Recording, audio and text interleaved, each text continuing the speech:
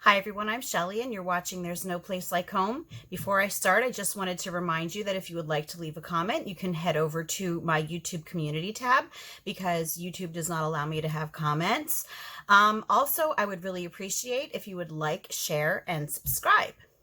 So today I'm going to talk about a little bit of a more serious topic because it's something that you will find happens commonly this time of year when the weather starts getting cold.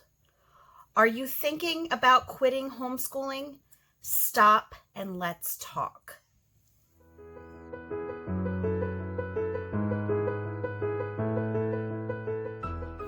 Once upon a time, several years ago, after I had been homeschooling for 2 years, I happened to burn out.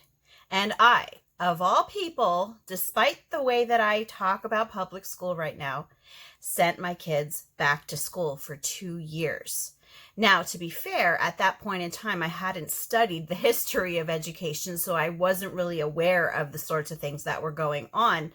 But yeah, it happened. I just was at the point where I was at the end of my rope, and the school down the street had just added a new wing, and we took a walk past it and it looked so inviting. So we walked in and we walked around, and I said to my kids, how would you like to go back to school? And at that point in time, since we were just, like I said, we had only been homeschooling for 2 years, I didn't know much about homeschooling at that time. So for those first 2 years, I was really spending most of my time trying to replicate school at home. And I made it miserable for myself and miserable for my kids. And top it all off that I had just had a new baby. Yeah, you can imagine why I finally made that decision. Here's the thing though. I ended up regretting it so much. And to this day, it is one of the biggest regrets that I have.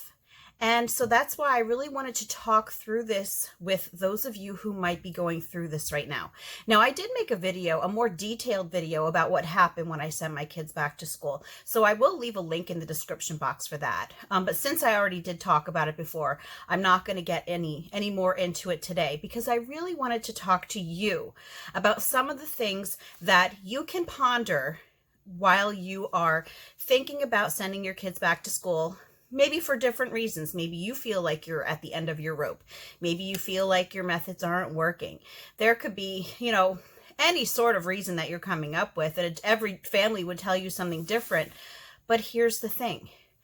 Don't be too quick about it.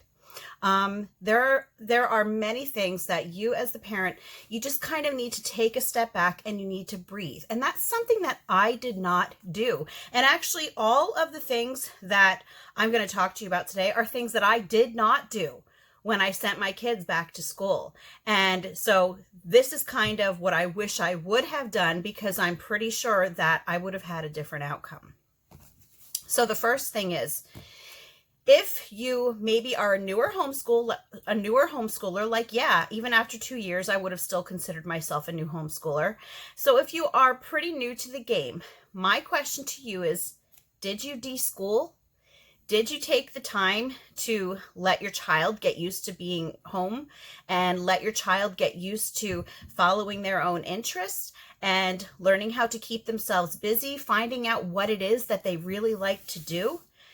Did you, as the parent, ever take the time to study up on the different styles of homeschooling, the different learning styles? Did you ever take the time to just watch your kids and see how they specifically like to learn?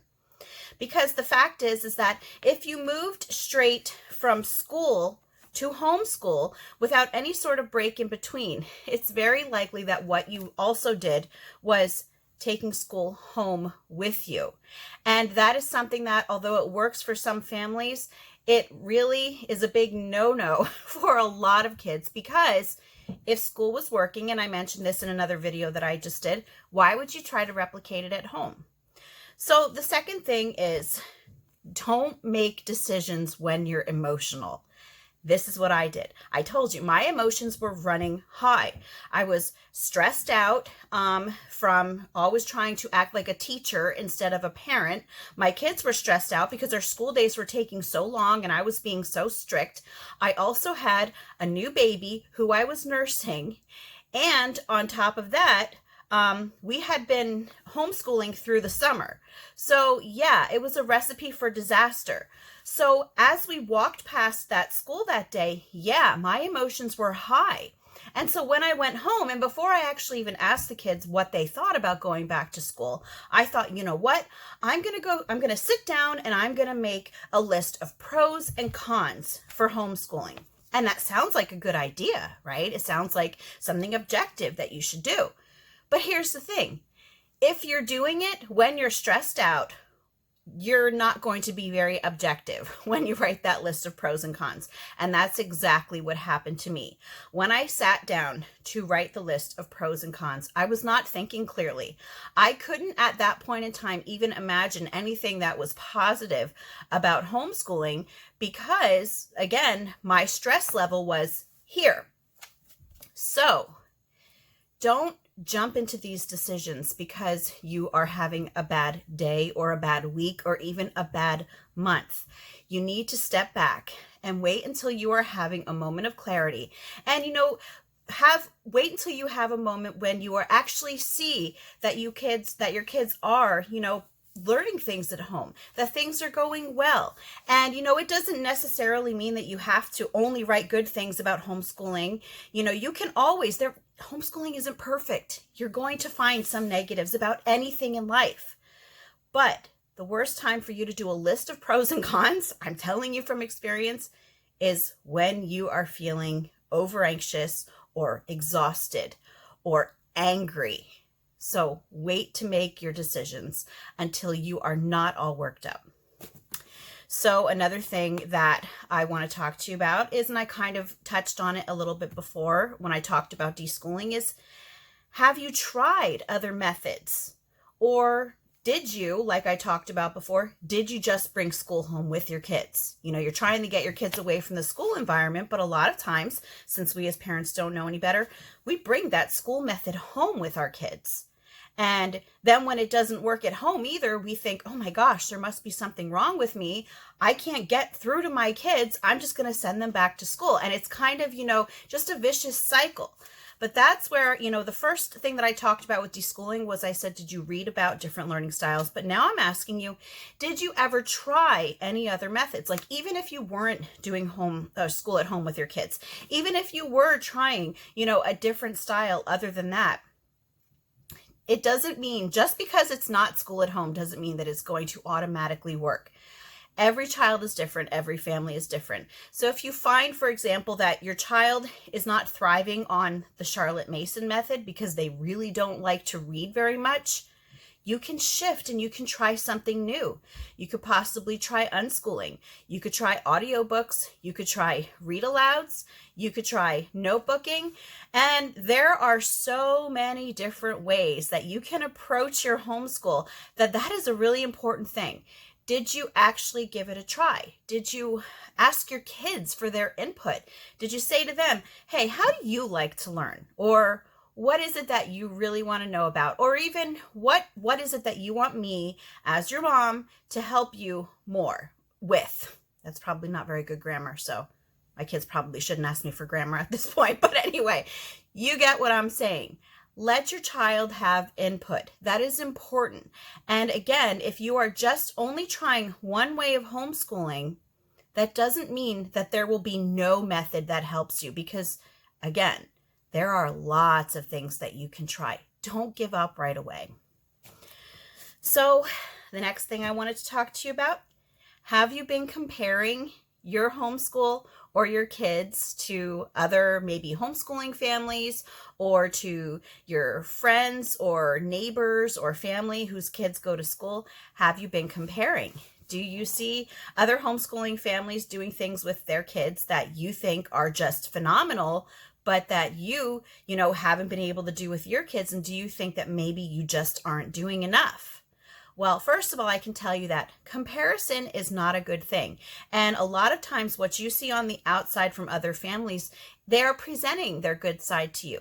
There is no such thing as a perfect homeschool. I say this all the time, but it's true. There is no such thing as a perfect family. There is no homeschooling family where everything is sunshine and roses, okay? Keep that in mind. Another thing, you're comparing your children to kids who maybe go to school, you might be thinking, well, my daughter's in fourth grade and my neighbor's in fourth grade, but my daughter didn't cover that yet. Maybe I should start covering that. Don't worry about what your neighbor's kids are doing in school. As a homeschooler, you have the freedom to tailor everything that your child learns to meet their needs or to meet what values you want to instill in your children. So this all goes back to, again, remembering why you took your kids out of school to begin with. Likely because school wasn't working, or maybe they were learning things that you didn't want them to do. So that is why it is so important that you don't worry about trying to do what school does or try to compare what other school kids are learning, because it's apples and oranges. It doesn't matter what kids in school are learning. It matters what your child is learning. And it matters that they are retaining it, they are understanding it. And if they don't, you have the flexibility and the advantage of kind of pulling back a little bit to make sure that they do understand it. Because let's face it, when kids fall behind in school, they have to keep rolling on and they just get more and more and more behind. So if you want to look at it that way, you have a huge advantage with your kids because you don't have to let your child get more and more and more behind. You can stop and you can do it at their pace. Stop comparing. It will never bring anything good, especially, okay, I don't want to say it will never bring anything good, because there are times that you might see another homeschooling family who is doing something that you think really is really neat and you want to try it with your kids. Okay, fine, absolutely, try that. But again, this is when those emotions are high and you're kind of feeling like you're not doing a good job. Don't compare, because again, what you see on the outside is not always what's going on underneath. And so really that just leads into the next one, the last one that I want to talk to you about. The grass is not always greener on the other side. We do tend to have that outlook, don't we? You know, I was just talking about comparison. You compare your kids or your homeschooling family to other homeschooling families, or you compare your child to other kids in school. A lot of times when you see things just, superficially, it looks like it's so much better than what you're doing. And really, that's what I was thinking about school at the time.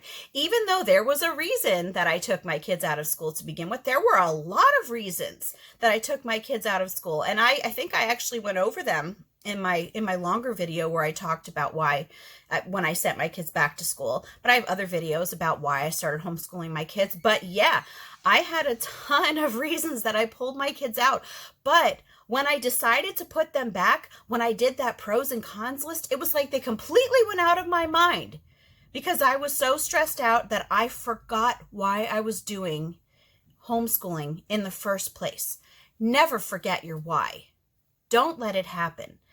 When you are feeling just frazzled, yeah, school might look like like it's better. You might think to yourself, and this sounds selfish because yeah, I was being selfish at the time, but I was thinking to myself that if my kids go back to school, I will actually be able to have a cleaner house and I will be able to have some peace and quiet. Although when they went back to school, I still had like 3 kids at home, I think. Yeah, I still had 3 kids at home, and then 2 of them hadn't even come along yet. But yeah, so at first when I did send my kids back, it did seem like I was right. Like, oh wow, the grass really was greener on the other side.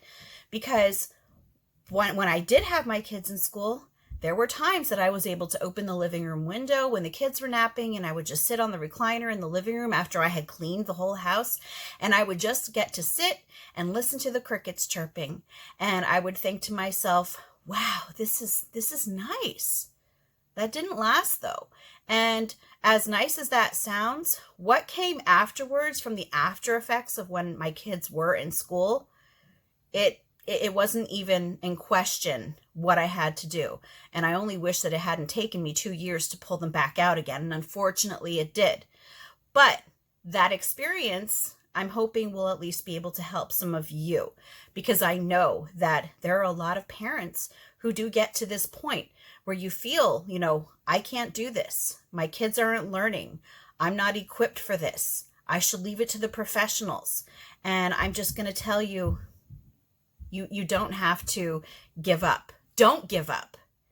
Think about your kids. Think about your why. And I ask that you would just consider all the things that I talked about, and maybe even watch my longer video for when I pulled my kids out of school, because that might help you as well. And that's all that I have for you today.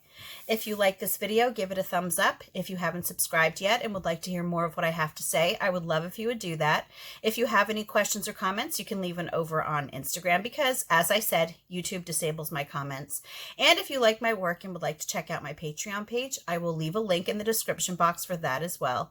And I hope you have a great day.